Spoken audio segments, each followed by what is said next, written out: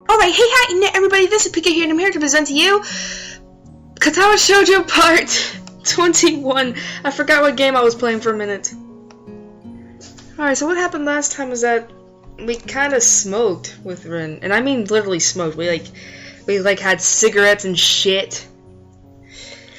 And I have a feeling, though, I know what's going to happen in this part, which means I'm going to have to use a stupid editor again. Also, for Shimeji, it's keto! It's gonna be so much fun. There we go. Alright, I'm scared. I'm so scared! I'm so scared! Because I don't know what's gonna happen in this thing. Because I could be wrong about this, I could not, I probably couldn't, I don't know, but I'm scared. Alright. After a 5-minute walk, I'm standing in front of the gallery. I walk past this to the door of the atelier, but at the last moment I lose my courage and continue on all the way to the next corner, at which point I turn back. Will Rin hate me if I go and see her? I wonder what she's like when she's angry. I've never seen her angry. Oh god, I'm so scared. The worst thing will be if I actually ruin something by going to see her, like she seemed to imply what happened. But there's no way that can be true, can there? It's just one of her quirks.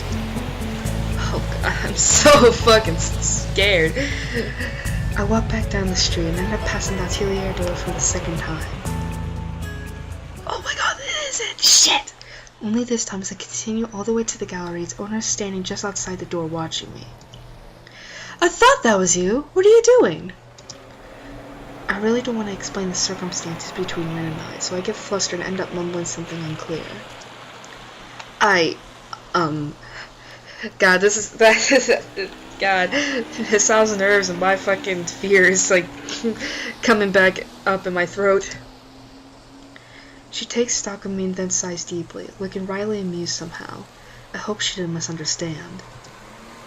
Would you like to come in? Your teacher's visiting. We were discussing Rin's exhibition. Thanks for the invitation, but I really should. Don't be shy now, come on in. Oh god, now I gotta do the smoker voice! Fuck! I follow sigh and sigh, finding that our teacher indeed is there. Nomi is standing at the big desk, contemplating what looks like an invitation card. Look what the cat dragged in. Nakai! Hello there, my boy! Oh god, my throat. I'm so lucky I got a fresh drink. And took a sip before I did this. He doesn't seem to be at all fazed by my appearance. How do you like the invitations? I glance at them quickly. They're kind of fancy, with one of Rin's paintings printed on the front cover in shiny gold writing. They look fine to me. I actually wonder what that, those three kanji signs, I guess. I don't know. I think they're hiragana. Can someone, and I'm pretty sure no one's gonna answer this anyway, but yeah, it's if one of my subscribers, if someone who's viewing this actually translate that, can someone tell me what that means? Because I don't know, even though I should know. Because then again, I don't translate. Alright. They're magnificent! I absolutely love the design, and the embossed gold lettering, fabulous! God. Good print work, too! You have to tell me where you get these done! What does Rin think? I haven't asked. She said she'd be fine with my decision anyway. Nomi laughs boisterously, still turning the gold-lettered card in his hands. That's my girl! She wants to focus on the essentials only! Good for her! Her work is progressing well, too. It seems she's found new inspiration. I think she's been sort of weird lately. It's like she's wrestling with something, with herself probably, and it makes her confused. She said she had a hard time painting the last time I saw her. It seems to be resolved now, however.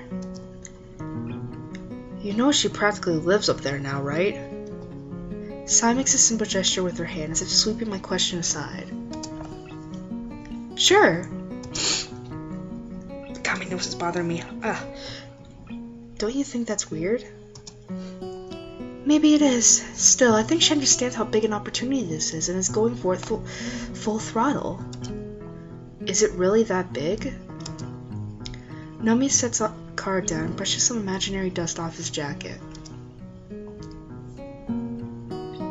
Well, how should I put it? There are times in everyone's lives where something really big washes over you and changes you forever. This could be just that moment for Tessica. I see. Yeah, I think I've had something like that happen to me. I'm referring to the incident that brought me to Yamaku. Neither of the two adults comments on that, however. It might well be that everyone has or will. At any rate, surrendering oneself to art is a big decision, and a thorny path too, quite thorny indeed. Tessica has almost everything one needs, but whether she has the will to pull through, that's a different question. I'm just doing hand gestures, trying to keep the voice flowing. I should know that best. I tried going down this path too, but turned away in the end. I don't understand what he's trying to say. Okay. I did not. We haven't had a choice in a while for this path. Okay, is this it? Please tell me. Yes.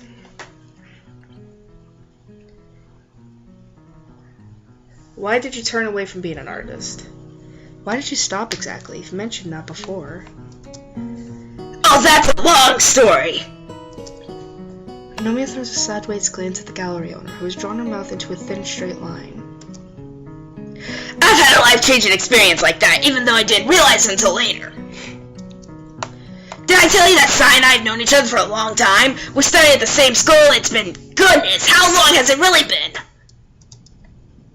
Please don't count the years, Shinichi. Maybe you're right. At any rate, when we were in school, we had this, friend, I should say. We were in the same program, and I think he met Sai at some party. I got to know Sai through him, in fact. He was a spectacular artist, much like Tezuka. Great talent despite the young age. He easily left the rest of us in his dust. We were good friends, he and I, but there were things that created friction in the friendship. It felt like I was watching him from afar. You weren't the only one. Nomiya coughs, looking embarrassed. At any rate, he ended up taking his own life. Such a tragedy. Whoa! And that is weird. Like, it's like he just throws it around casually. It's like, oh yeah, my friend ended up taking it. Oh, God damn it. It's like, that's just so weird. It's like, oh, you just throw it around so casual. It's like, oh well, my friend suicided himself, but that doesn't really bother me. Just like, Jesus Christ. Alright.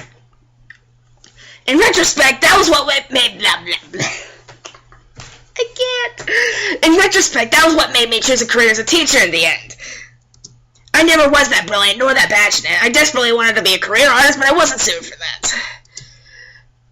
You were good enough. Okay, I'm sorry, that wasn't very smokerish, but I don't care if my laugh can't go that deep. Perhaps I would have been, but this is what I ended up with. I just didn't have that drive after he was gone. I'm fond of kids and all, and enjoy all forms of art, so it felt rather natural to take this path in life. But I think that all of that history with that friend of ours was the key thing, as sad as it was. A turning point, as they say. Well, there we go. I was like thinking in my head, where's this text? Sai stands up and digs in the pocket of her jacket for a cigarette and a lighter. Her hands are shaking. Oh. I'm going out for a smoke. I think maybe it wasn't a good idea to talk about that. Wordlessly, Nomiya and I both decide to follow her after a moment. It's already dark outside. Sai is standing with her back to us, taking sharp occasional drags on her cigarette. Its weak amber glow illuminates her face, framing her sharp jawline. Maybe it's best to call it a night. I could give you a lift back to school if you want, Nakai. You're not going anywhere, Shinichi. I need a drink. We're going to that place at the corner. The teacher looks at the old lady, then shrugs at me apologetically. It's no problem. I'll just catch the bus back. I'm headed upstairs to see if Rin will come back to school with me anyway. I think she's been staying overnight here too often lately. Sai walks to the front door of the gallery and links arms with the old art teacher. I feel strange looking at them. I wonder what it feels like to have friends who've been with you for decades, for most of your life. I can't imagine it. Oh god, my fear. Okay, alright, get ready, Pika, because you've been at this before. The two of them start making their way down the street towards the bar on the corner, so I quickly head upstairs to the atelier door, ready to get to what I originally came here for. I climb upstairs and enter carefully. Oh god. I am so scared right now. The room is dark because of the quickly falling night, but I can see Rin, or rather her silhouette, sitting on the floor. So she's got her inspiration back, like Sai said, and moved from easel to painting on the floor. Oh god. Okay, before we continue further, I am terrified because I'm not, I mean, hell, you saw what happened to me in Air Part 4. I mean, even though I was uncomfortable with that thing, I'm uncomfortable with anything sexual. So, yeah. It is going to be hard to do this. I'm so fucking scared. Alright, okay, calm down, alright. Before I manage 5 steps, I stop, frozen in my tracks. The ironic realization that human cognitive ability is commendable echoes through my mind. From a mere movement of her shadow, it took me a fraction of a second to realize something is awry, process what I'm seeing, formulate the answer, and blush all the way up to the tips of my ears. Oh god. Rin is sitting on the floor with her legs under her. She moves in rhythmical motions back and forth, slowly grinding herself against herself. Oh god. Her breathing is so heavy it's almost visible in the dim light. Okay, the good thing is I don't have to censor this scene. It's the heavy panting of one who doesn't have the option of breathing gracefully. Don't do what I think you're doing, Keto. Her hips, mere shadows against the dim light shining on her face from above, are swaying circularly over and over again. She hasn't noticed me, so engrossed she is in her activity. I just noticed what she was doing, like, again, I tend to skip over these scenes, and I'm like, what is going on here? And I think just now I'm starting to realize that she's doing that. Like, I'm being so fucking serious. Alright. The deadlock solves itself before I get a chance to think what to do next. Besides, why is this music playing during this? Something in the atmosphere of the room changes. A little thing, not consciously noticeable, but it changes. Perhaps it's him occurring from the open door, or a minute change in air pressure, the sound of my breathing, even though I notice I haven't taken a breath for many, many seconds, the aura of my presence. That something catches Rin's senses. Oh god. She stops moving, freezes, and slowly turns to the door. I imagine, not see, the horror on her face, like a fawn's eye staring at a hunter. I wonder if Rin can see my expression, but at least she doesn't have the strength or the spirit to look straight in my eyes.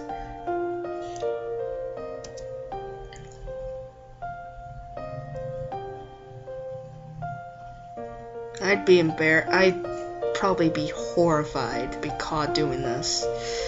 So she droops her chin against her chest, letting her mess of a hair hide her face from me even further.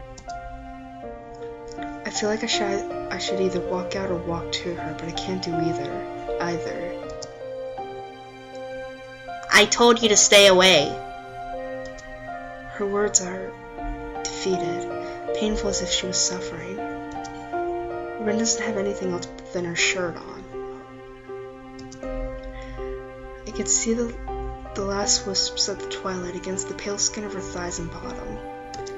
There's no way I can back off anymore. I lost that chance, so I do the next best thing.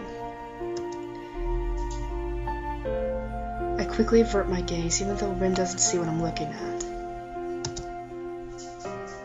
I'm sorry, I didn't think... It's not like that. Her voice is raspy, shivering from held-back tears or something else. She's shaking, looking like she's physically in pain. It's not like that. Oh, god damn it!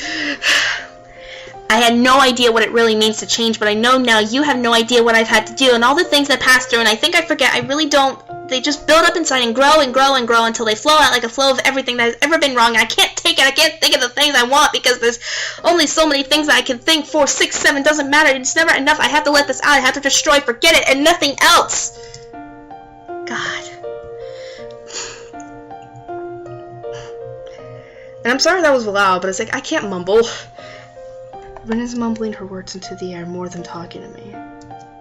It is the rambling, ranting, raving speech of a lunatic, even in steady in tone, but taking the form of a never-ending stream of words almost simultaneously spawning from between her lips.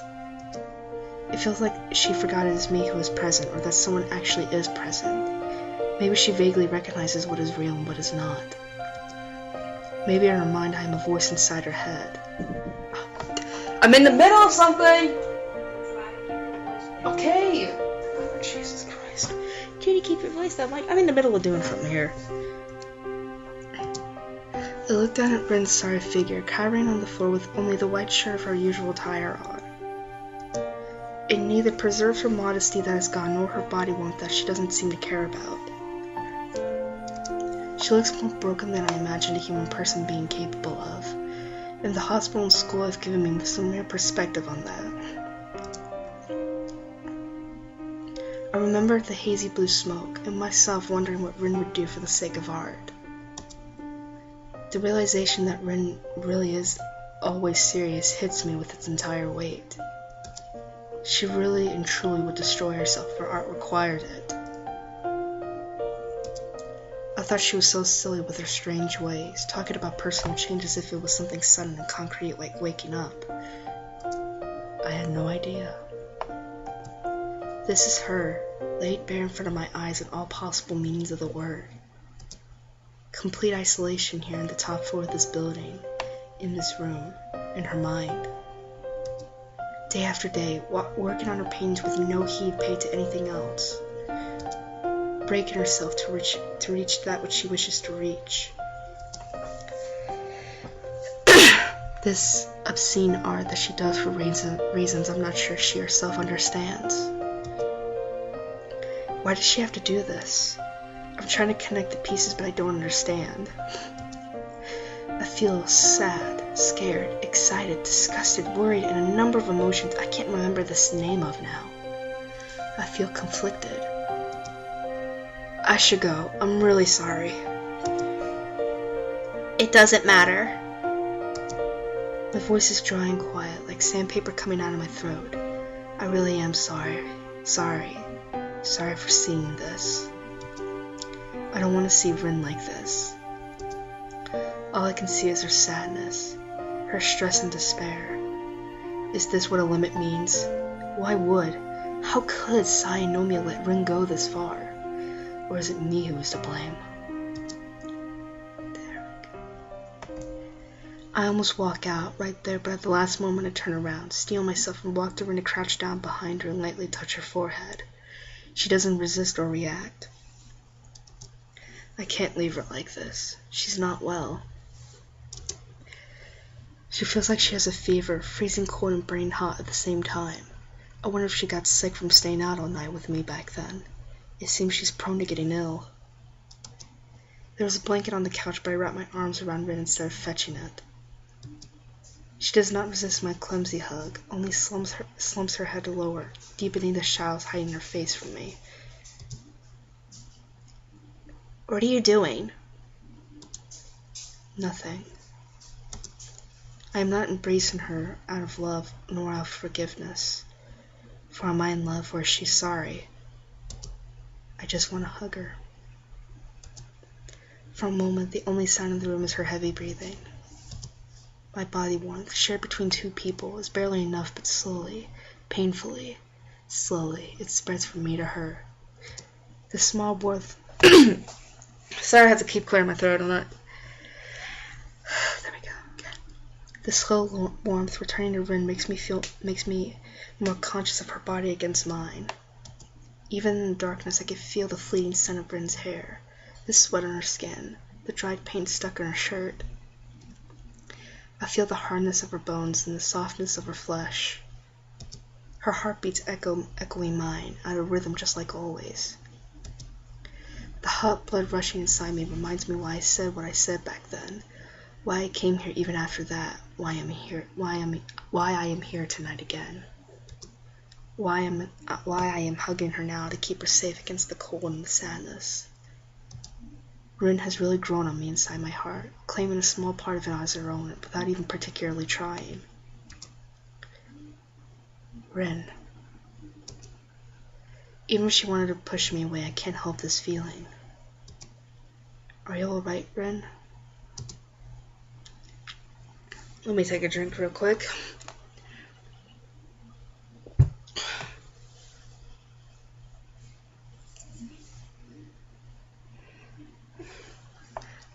I'm not. I think I broke. I painted some really good things. Incredible. But it hurt me. I can't handle this. Her voice cuts out as there are no more words for her to say. It's not an angry voice, nor a sad voice. It is a lifeless voice. I pet her head and shoulders, the physical equivalent of saying there. It's not like I could reassure her with the sweet nothings that people are supposed to say in this kind of situation. I'm not sure if she would even listen or be reassured. She didn't react much to my embrace either, as if she didn't care. Maybe she doesn't. At least she doesn't care if she looks sad or not. There are no facades, no attempts to explain herself, no faux happiness. Rin is honest.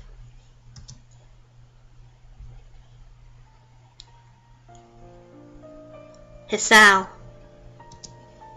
What is it? You're my friend, right?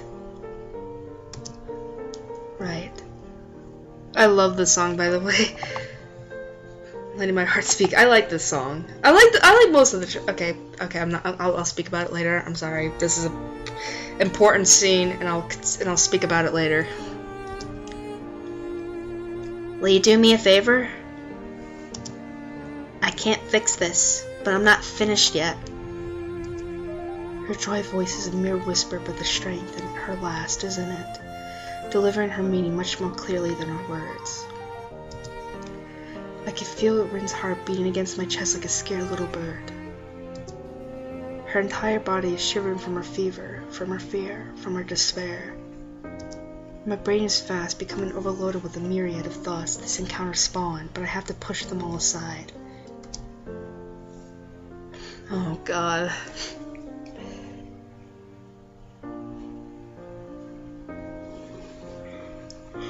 Sorry about that.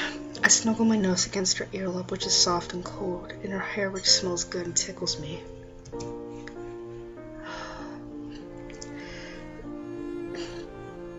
Alright, I'll do it. I whisper in her ear reassuringly, trying to make her calm down. It works at least halfway, as Rin closes her eyes and leans against me as if searching comfort for my warmth. Before we go any further, if you want to see the pictures that are gonna come, I'm still gonna be reading the text, but it's like if you want to see the pictures, just look up Rin's path on Google. You'll find them.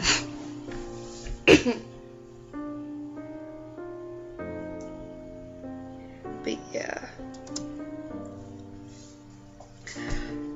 But this is not something that friends should do. We can't be friends anymore? It's fine. Don't worry about it. Just relax.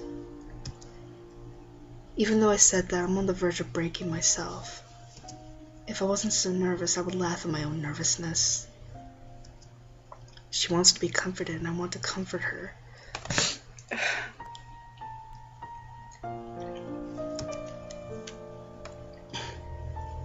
but in this way. Oh God. I moved my hand lower, touching the naked skin of her stomach, caressing room with my hand. Her muscles contract timidly, evading my touch, but soon they find their trust in me and relax. Oh God. There was one warm place left in her after all, emitting heat that gets even warmer as I move my hand lower. Oh God. Okay, come on, Pika. Get through this. You can. I touch her carefully from down there, feeling the place where the lines of her thighs converge. Oh my God. It feels burning and swollen, soft and smooth. She opened under my touch, inviting my fingers to touch her more. I feel like this would be 50 Shades of Grey, except this is a lot more mild, let's just say. Rin gasps at the touch contact of my hand, and her voice is not of pain nor of surprise. I realize I've been holding my own breath and let it go in a long stream of air out of my nostrils and into her hair. Oh God. I'm sorry.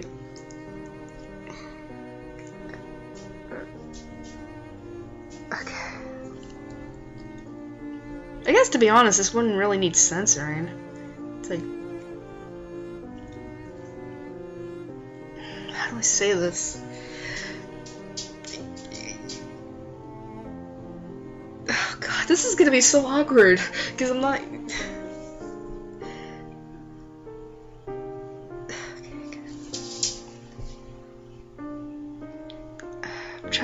I'm sorry for the long period of silence, but I can't bring myself to do this. Come on, Pika, you need to do this. Come on, people need to know what you're saying. Alright, okay. Don't tickle me. There, I said it. I couldn't do it very good because it's so hard. Alright. Sorry. Don't stop either. Sorry. I don't really know what I'm doing. I'm just faking it. It's okay. I don't know what I'm doing either. I enter her, moving my fingers up and down, in and out, touching her from everywhere. First slowly, then faster. God, I bet all the people are gonna be so uncomfortable with me reading this. To be honest, I'm a little bit uncomfortable, but not to the point where it was yesterday. Alright, stop talking. I listen to the subtle signs Rin's body gives, hoping that she can guide me as I can't see what I'm doing. Her breathing gets heavier by the moment, spurred on by my exploring fingers.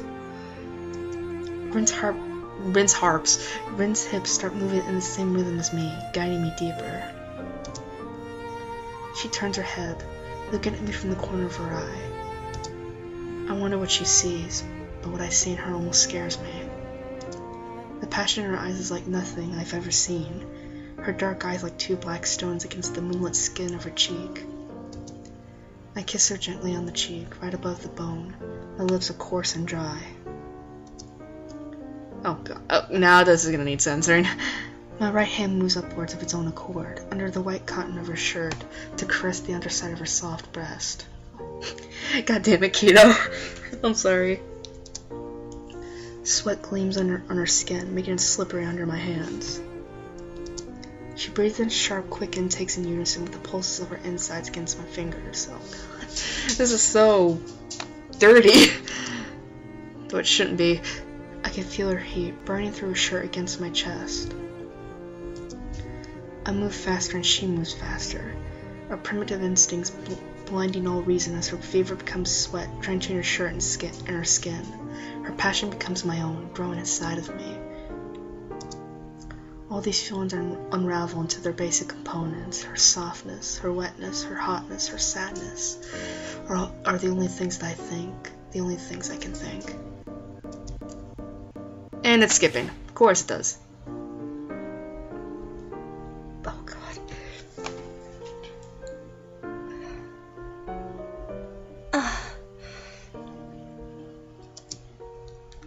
I push Rin over the edge. Her entire body contracts around my fingers in a blinding, deafening, paralyzing spasm. Her voice is incredible. I never thought it could be so violent, so absolute for a girl. Later I would come to think that this finally was the moment when Rin fully let herself go, and in one single instant destroyed and rebuilt herself, just like she had wanted. Whether it's the truth or not, I couldn't say, but that's how I felt. Rin gasps for breath like she's drowning, returning to reality because she has no other choice. Her entire body is still in the throes of the slowly dying moment. Pearls of sweat are glistening on her forehead. I am feeling my own heat inside of me, but now the spur of the moment is gone, and I don't know what to say to Rin, who is panting, haunted ecstatic in my arms. Her shirt, wet with sweat, is glued to her back, revealing hints of her shoulder blades and waistline. She feels limp, weak, exhausted.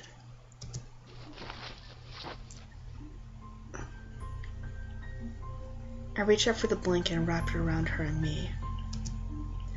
Ren doesn't resist me. She is drained of all strength.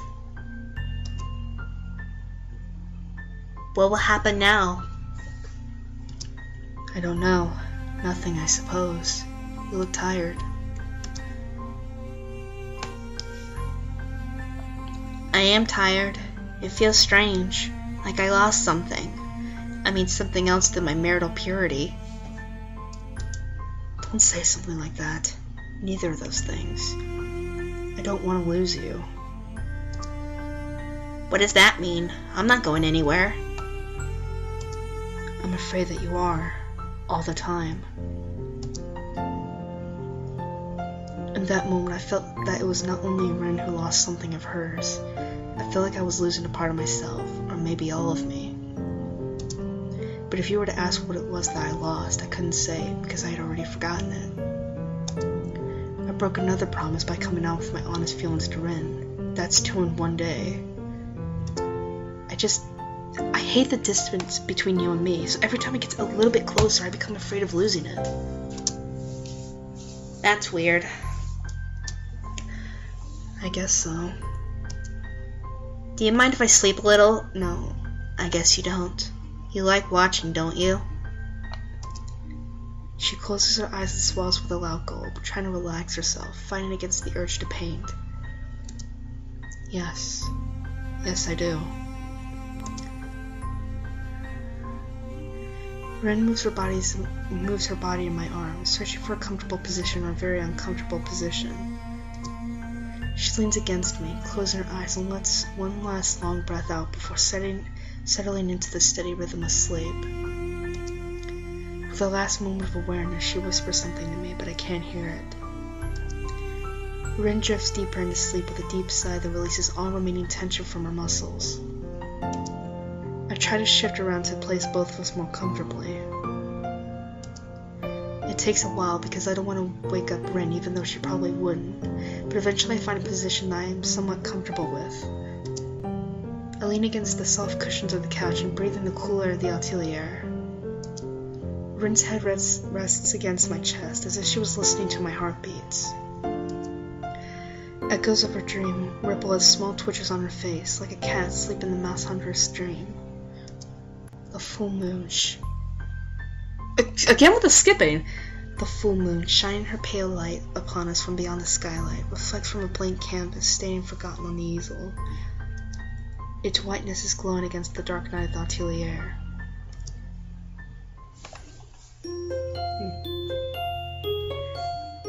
That was insane. How long have we been going?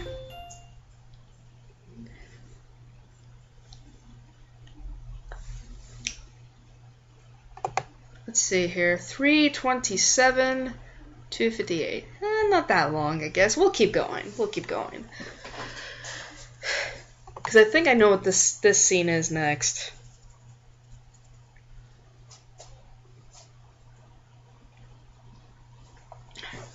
Through the grogginess of a freshly awakened mind, I can observe my surroundings only one thing at a time. Fucking chair. The morning light shining from the skylight is bright and sky-colored. It reflects from the white walls and the colorful posters and paintings.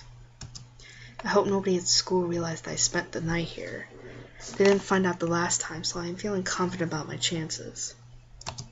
My neck is stiff and my shoulders are hurting like hell from sleeping in an awkward position like that. I can't even remember when I fell asleep. Only the full moon and Rin, warm against me. I can't even remember her waking up either, leaving at my side. However, she has. Rin is standing in the middle of the atelier, looking as if she was lost. She's not looking at anything I can see, not doing anything, just standing there. She's managed to dress up a little by herself, a strange thing. I thought that at least would have been impossible without hands. I get up and walk to her, patting her on the shoulder to get her attention. Hey. She flinches at the contact. I've never seen Rin flinch. Oh. Rin looks a bit panicky, a bit anxious, a bit defensive. It's as if she was a completely different person last night. Perhaps she was. My heart drops straight down to my stomach, full of liquid nitrogen. I'm sort of sorry. Why sorry? It wasn't very tactful of me, last night.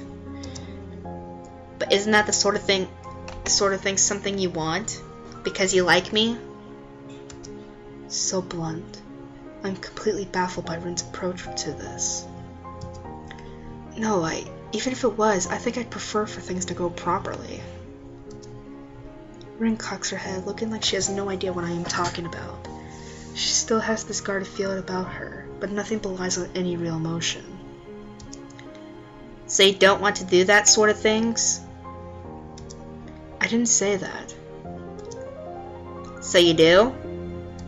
I didn't say that either. Listen, it doesn't even matter. I just don't think it was the best thing I could have done in that situation. I tried to apologize. I wonder for whose benefit I'm trying to come clear with these feelings. I don't even know why I'm feeling so terribly guilty. Maybe. I don't think it was a very good idea either. Probably. It's like you said, we're not like that. We're friends. It was a bad idea. Maybe you should forget about it and I will too. I'm really good at forgetting things, so it should be alright with me. I can't do that. Why? Because I like you, that's why. I told you that you shouldn't talk about that. Well, I don't agree. Besides, you brought it up yourself before. I'll hold my hand up and pinch at the bridge of my nose in frustration. I have no idea how to get Rin to understand. I hate that Rin can't clearly tell what she feels about anything.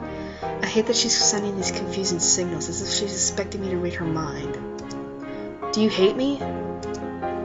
She actually thinks about this for some time. I don't hate anything. I don't think I'm a hateful person. Then what am I to you? Help me understand. I try to sound as reasonable as I can, but I don't know if it will help. Rationally thinking, this is the only way to get her to understand my point of view. Problem is, rationality never was the thing for Rin. It doesn't restrict her like it restricts me. It's not her driving force. It doesn't make her behave like a normal person. I can't. The same answer. I feel so powerless. I feel frustrated. Why? I don't think you'd understand. I'm not sure if I do. Alright. Stupid picture.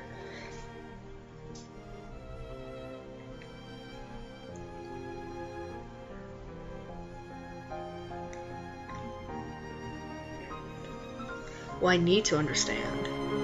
I need to understand why. I'm not going to give up, Rin's shoulders slump and she frowns. I know. I do want to be there for you, but I can't do that unless I know how. Just let me do this thing the way I want. That's all. Fine, I don't care. You wanted to change? You wanted to destroy yourself? You want this exhibition more than anything, right? Yes. And I like that the dogs are barking as soon as the sound starts getting pissed. I was like, okay, I just shouldn't be. Okay, then do it. She doesn't respond or even show acknowledgement of understanding. I'm grinding my teeth together, frustrated beyond anything I thought possible. I want to grab Rin's shoulders and shake her until she comes to her senses. I look at her, and in that moment I know with crystal clear certainty that there is nothing I can do for Rin. None of the words I know would reach her, but still. I think that for whatever reason, you think it's important that you go this way all the way to the end, even if it's not healthy for you on many different levels. But I'll have nothing to do with it. I can't accept being treated like this and not understanding the reasons for it. I'm finished here. I'm done. The full weight of what I said sinks in the silent distance between us. Rin doesn't show any reaction, nor even blinks her eyes. She just stares at or through me quietly. That's fine. Her voice is perfectly calm, emotionless like an announcement that the 7:30 train will be 7 minutes late. With those words, Rin made her choice and I made mine. If either of us secretly wanted to change our mind, it's too late for that. I take a hard, long look at Rin, hoping that it conveys my feelings. Without knowing whether it does or not, I leave the atelier for the last time, feeling empty and anxious like so many times before.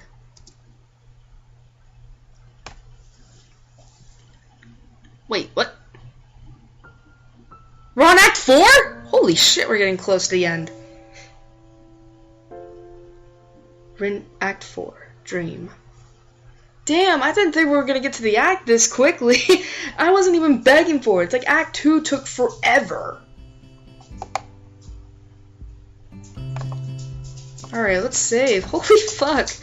Like, I was not expecting Act 3 to be that... Look at that! I was not expecting Act 3 to be, like, that short, somewhat. Like, I wasn't even begging for it. Like I was for Act 3.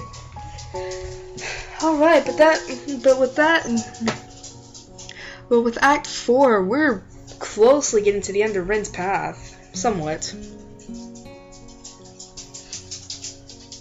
Alright, so that was Katawa Shoujo Part 21. Hope you enjoyed it. Pokemon Randomized Black Part 9 will be up later today. And then on Sunday, I'm going to post Ghost Trick Phantom Detective chapters 5 and 6 tomorrow. And then on Monday will be Pokemon Randomized Platinum. Alright. But still, we're closely heading to the end of Rin's path. I mean, but it's like, I don't know. Anyway, but thank you for watching. I hope to see you guys again for Pokemon Randomized Black Part 9 later today. So, see ya!